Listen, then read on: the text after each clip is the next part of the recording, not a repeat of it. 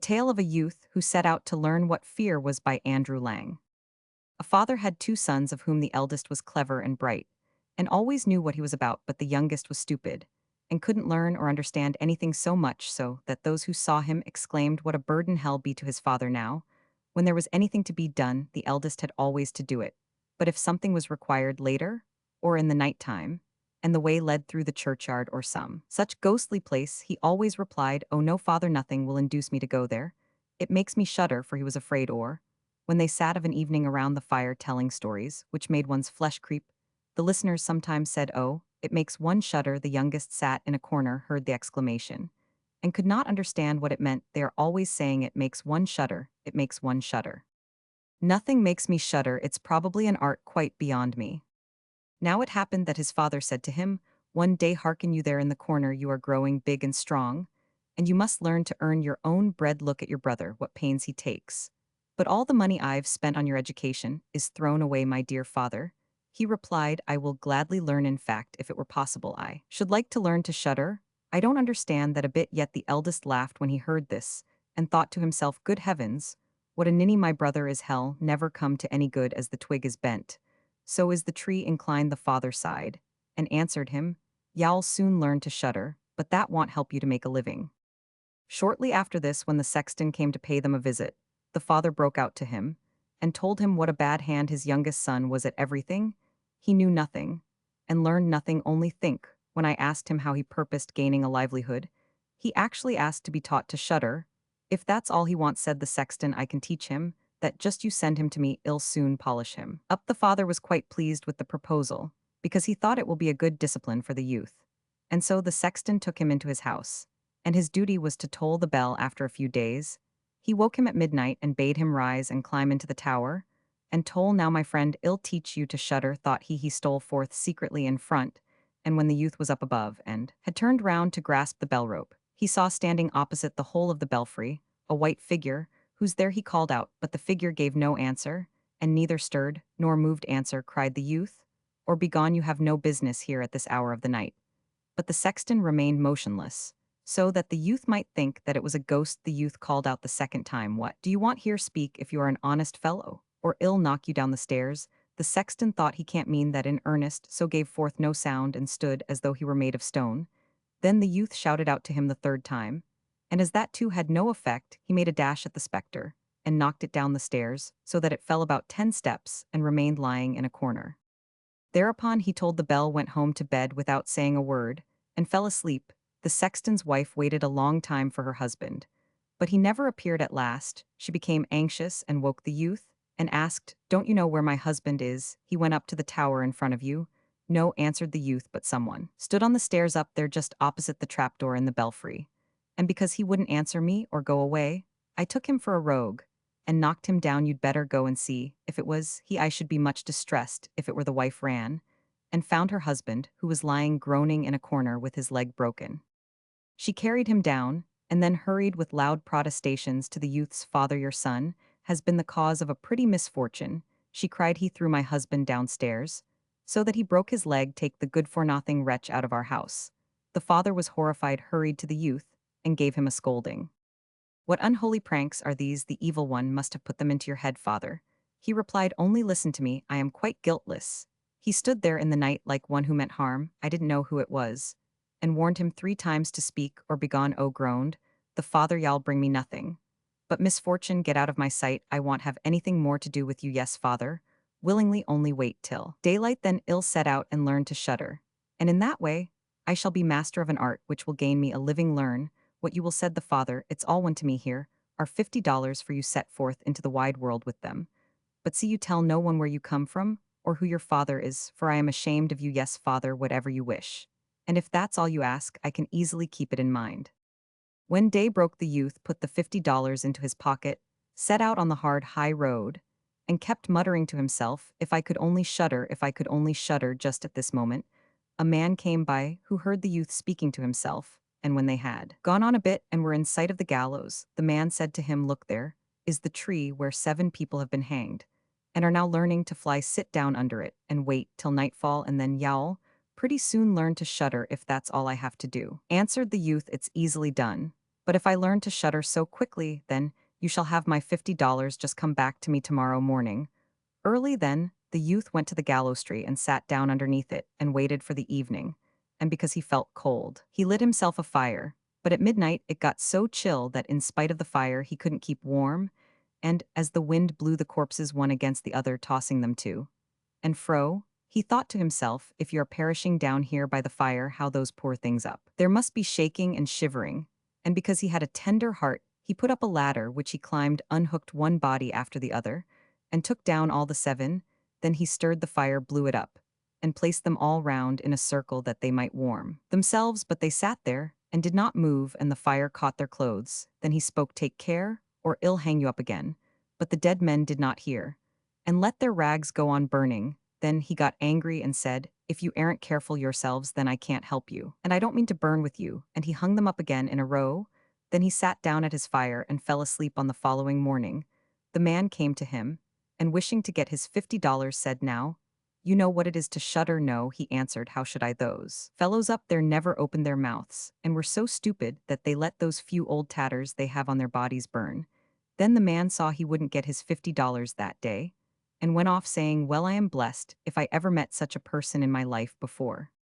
The youth went too on his way, and began to murmur to himself, oh, if I could only shudder, if I could only shudder. A carrier, who was walking behind him, heard these words, and asked him, who are you? I don't know, said the youth. Where do you hail from? I don't know. Who's your father? I mayn't say. What are you constantly muttering to yourself?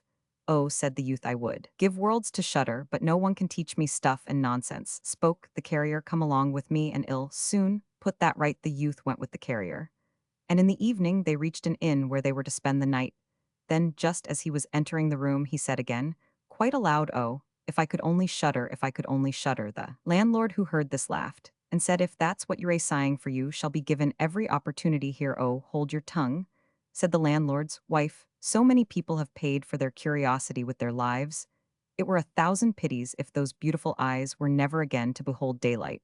But the youth said, no matter how difficult, I insist on learning it. Why, that's what I've set out to do. He left the landlord no peace, till he told him that in the neighborhood stood a haunted castle, where one could easily learn to shudder, if one only kept watch in it for 3 nights. The king had promised the man who dared to do this thing his daughter as wife, and she was the most beautiful maiden under the sun. There was also much treasure hid in the castle, guarded by evil spirits, which would then be free, and was sufficient to make a poor man more than rich. Many had already gone in, but so far none had ever come out again. So the youth went to the king, and spoke, if I were allowed, I should much like to watch for 3 nights in the castle. The king looked at him, and because he pleased him, he said, you can ask for 3 things, none of them living, and those you may take with you into the castle. Then he answered, well, I shall beg for a fire, a turning lathe, and a carving bench with the knife attached. On the following day, the king had everything put into the castle, and when night drew on, the youth took up his position. There lit a bright fire in one of the rooms, placed the carving bench with the knife close to it, and sat himself down on the turning lathe. Oh, if I could only shudder, he said, but I shan't learn it here either. Toward midnight he wanted to make up the fire, and as he was blowing up a blaze, he heard a shriek from a corner. Oh, mew! How cold we are, you fools, he cried. Why do you scream? If you're cold, come and sit at the fire and warm yourselves. And as he spoke, 2 huge black cats sprang fiercely forward and sat down, one on each side of him, and gazed wildly at him with their fiery eyes. After a time, when they had warmed themselves, they said, friend, shall we play a little game of cards? Why not, he replied. But first let me see your paws. Then they stretched out their claws. Ha, said he, what long nails you've got. Wait a minute, I must first cut them off. Thereupon he seized them by the scruff of their necks, lifted them on to the carving bench, and screwed down their paws firmly. After watching you narrowly, said he, I no longer feel any desire to play cards with you. And with these words he struck them dead, and threw them out into the water. But when he had thus sent the 2 of them to their final rest, and was again about to sit down at the fire, out of every nook and corner came forth black cats and black dogs with fiery chains in such swarms that he couldn't possibly get away from them. They yelled in the most ghastly manner, jumped upon his fire, scattered it all, and tried to put it out. He looked on quietly for a time, but when it got beyond a joke, he seized his carving knife and called out, be off, you rabble rout, and let fly at them. Some of them fled away, and the others he struck dead and threw them out into the pond below. When he returned, he blew up the sparks of the fire once more and warmed himself. And as he sat thus, his eyes refused to keep open any longer, and a desire to sleep stole over him. Then he looked around him, and beheld in the corner a large bed, the very thing he said, and laid himself down in it. But when he wished to close his eyes, the bed began to move by itself, and ran all round the castle. Capital, he said, only a little quicker. Then the bed sped on, as if drawn by 6 horses over thresholds, and stairs up this way, and down that all of a sudden crash crash with a bound. It turned over upside down, and lay like a mountain on the top of him, but he tossed the blankets and pillows in the air, emerged from underneath, and said, now anyone who has the fancy for it may go a drive, lay down at his fire, and slept till daylight in the morning. The king came, and when he beheld him lying on the ground, he imagined the ghosts had been too much for him, and that he was dead then.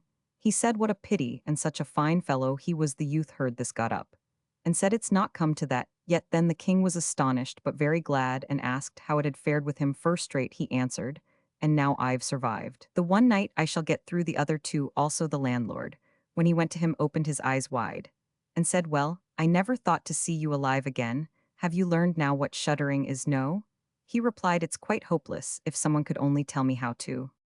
The second night he went up again to the old castle, sat down at the fire, and began his old refrain, if I could only shudder. As midnight approached, a noise and din broke out, at first gentle, but gradually increasing. Then all was quiet for a minute, and at length, with a loud scream, half of a man dropped down the chimney and fell before him. High up there, shouted he, there's another half wanted down here. That's not enough. Then the din commenced. Once more there was a shrieking and a yelling, and then the other half fell down. Wait a bit, he said, I'll stir up the fire for you. When he had done this, and again looked around, the two pieces had united, and a horrible-looking man sat on his seat. Come, said the youth, I didn't bargain for that. The seat is mine. The man tried to shove him away, but the youth wouldn't allow it for a moment, and pushing him off by force, sat down in his place again. Then more men dropped down, one after the other, who, fetching 9 skeleton legs and 2 skulls, put them up and played ninepins with them. The youth thought he would like to play too, and said, look here, do you mind my joining the game? No, not if you have money. I've money enough, he replied, but your balls aren't round enough. Then he took the skulls, placed them on his lathe, and turned them till they were round. Now they'll roll along better, said he, and hoopla, now the fun begins. He played with them, and lost some of his money, but when 12 struck, everything vanished before his eyes. He lay down and slept peacefully. The next morning the king came, anxious for news. How have you got on this time? He asked. I played ninepins, he answered, and lost a few pence. Didn't you shudder? Then no such luck, said he. I made myself merry. Oh, if I only knew what it was to shudder. On the third night he sat down again on his bench, and said in the most desponding way, if I could only shudder. When it got late, 6 big men came in carrying a coffin. Then he cried, ha ha, that's most likely my little cousin, who only died a few days ago. And beckoning with his finger, he called out, come, my small cousin, come. They placed the coffin on the ground, and he approached it, and took off the cover. In it lay a dead man. He felt his face, and it was cold as ice. Wait, he said, I'll heat you up a bit. Went to the fire, warmed his hand, and laid it on the man's face, but the dead remained cold. Then he lifted him out, sat down at the fire, laid him on his knee, and rubbed his arms that the blood should circulate again. When that too had no effect, it occurred to him that if 2 people lay together in bed, they warmed each other. So he put him into the bed, covered him up, and lay down beside him. After a time, the corpse became warm and began to move. Then the youth said, now, my little cousin, what would have happened if I hadn't warmed you? But the dead man rose up and cried out, now, I will strangle you. What, said he, is that all the thanks I get you should be put straight back into your coffin. Lifted him up, threw him in, and closed the Roman 549. Then the 6 men came and carried him out again. I simply can't shudder, he said, and it's clear I shan't learn it in a lifetime here. Then a man entered, of more than ordinary size, and of a very fearful appearance, but he was old, and had a white beard. Oh, you miserable creature! Now you will soon know what it is to shudder, he cried, for you must die. Not so quickly, answered the youth.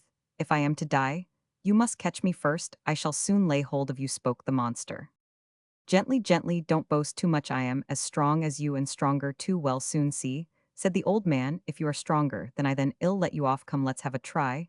Then he led him through some dark passages to a forge, and grasping an axe, he drove one of the anvils with a blow into the earth. I can do better than that, cried the youth, and went to the other anvil. The old man drew near him, in order to watch closely, and his white beard hung right down. The youth seized the axe, cleft the anvil open, and jammed in the old man's beard. Now I have you, said the youth, this time it's your turn to die.